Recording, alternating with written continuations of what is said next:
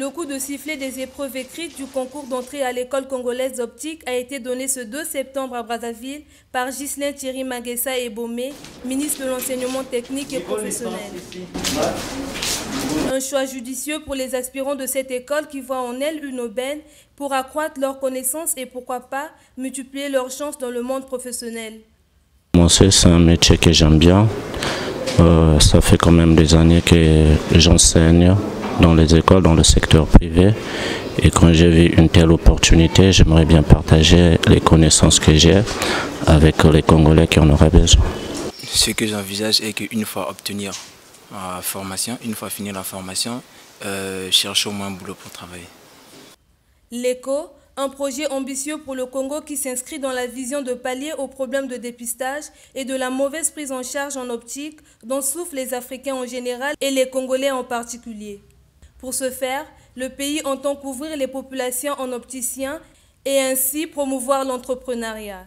Il ne faut pas seulement former pendant 1 an, 2 ans, 3 ans pour avoir les 90 opticiens dont on a besoin dans les différents districts. Le projet doit rester. Pourquoi? Parce que nous voulons créer des emplois pour les jeunes. Vous savez que c'est un des principaux objectifs du président. Et donc, créer des emplois pour des jeunes, en clair, ça veut dire faire des auto-entrepreneurs. Ce sont des jeunes qui vont avoir leur magasin. Ce ne sont pas des jeunes qui vont travailler pour l'État. Cette première école publique d'optique en Afrique subsaharienne, qui regroupera les professeurs opticiens et étudiants en optique, est bénéficiaire de plusieurs partenariats visant à accompagner et assister ce projet jusqu'à son terme.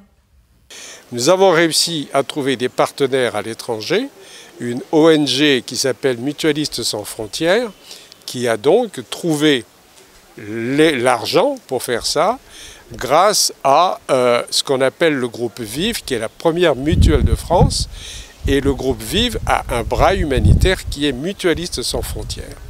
Donc le groupe Vive a donné de l'argent à Mutualistes sans frontières pour que ce projet puisse avoir lieu au Congo. Maintenant, il faut des formateurs.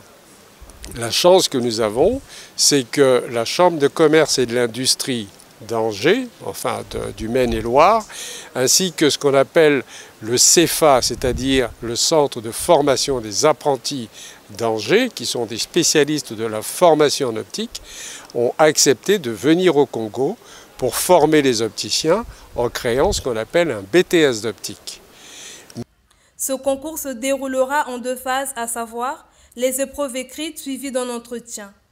L'objectif premier est donc de former 90 spécialistes en 3 ans, soit 30 par année ayant un BTS en optique.